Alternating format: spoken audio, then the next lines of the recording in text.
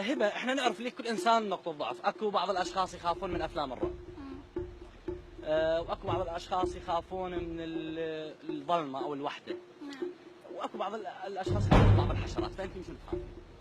أنا أخاف من الحيوانات. من الحيوانات.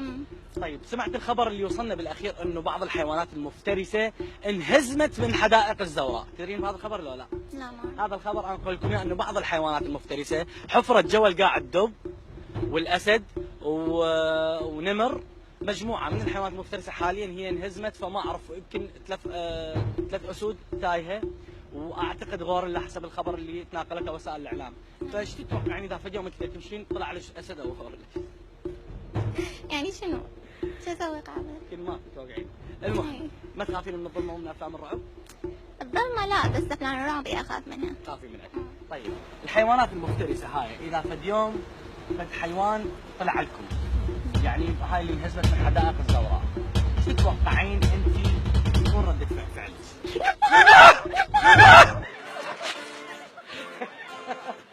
عاشت صفقة. هذا احد الحيوانات اللي انهزمت من حدائق الزوراء.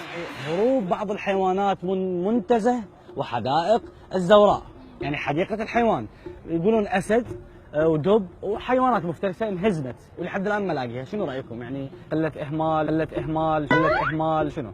طبعا اكيد قله اهتمام. قله اهتمام بالحيوان، شلون يعرفون الحيوان؟ لا، كثره اهمال. اي كثره اهمال وقله اهتمام.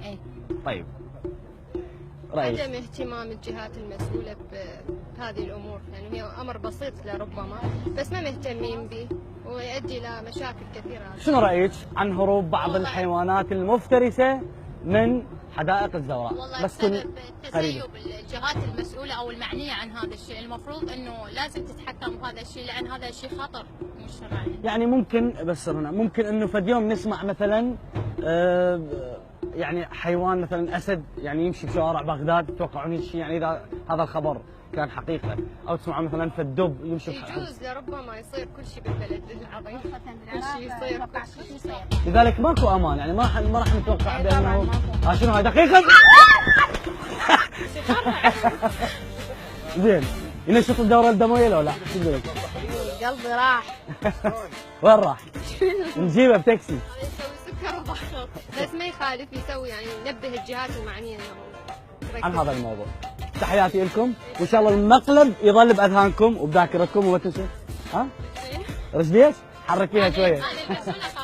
خلينا نشوف غيركم حتى نسوي وياه مقلب، وادعوا لهم ان شاء الله يا رب ما يفرقون شيء. تذبح له غلط. خبر اكيد يعني. زين. عدا الحيوانات، يعني تخاف مثلا من غوريلا اذا اجى او اسد؟ طبعا بس وين اشوفه يا غوريلا؟ شلون؟ تعال كاميرا خفيف. مقلب والله. مقلب بس اصبر. مقلب باوع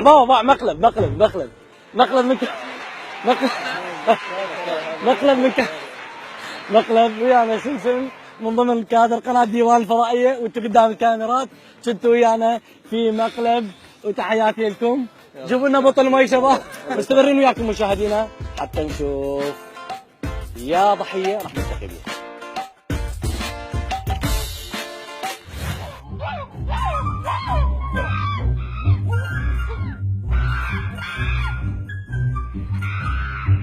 السلام عليكم، شلون الصحة؟ قناة ديوان الفضائية، موضوع مشاكل اجتماعية نعاني من عندها، اريد اخذ رايكم بها، ماكو مشكلة؟ على هاي لمتكم الحلوة. تنقلت وسائل الاعلام وايضا مواقع التواصل الاجتماعي خبر هروب، يمكن سمعتوا بهذا الخبر، هروب بعض الحيوانات المفترسة من حدائق ومنتزه الزوراء. سمعتوا بهذا الخبر، والبعض الاخر يجوز ما سمع.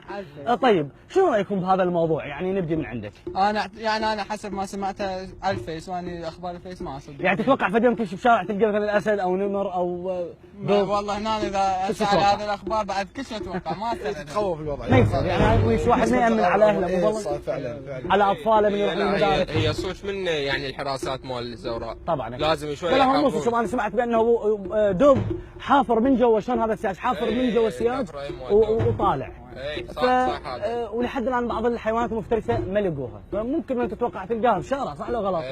يعني في اي مكان بهاي الحديقه تلقاها، باي مكان تلقاها. تجول بهذا الموضوع. شغلتها تخوف يعني. خاصة مع المجتمع. طبعا اكيد. والله لازم هم يسوون حل يعني، لازم يعني اكيد طلع عنا يعني شلون؟ صح اكيد.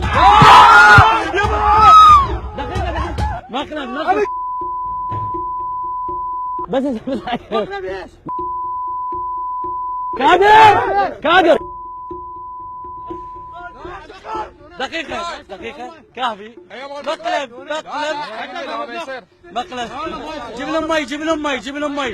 جيب لهم مي حتى احترينا. لا والله ما يصير هيك. ازع الستر انا احكي وياك ما يصير. لا هذا مقلب للذكرى. تعال بوسهم يلا واحد بوس اسم بالخير.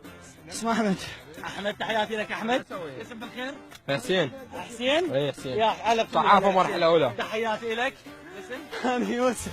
تحياتي لكم شباب موفقين فيها لبن وراغبين على سمسم. تحياتي لكم موفقين صدقه. تحياتي لكم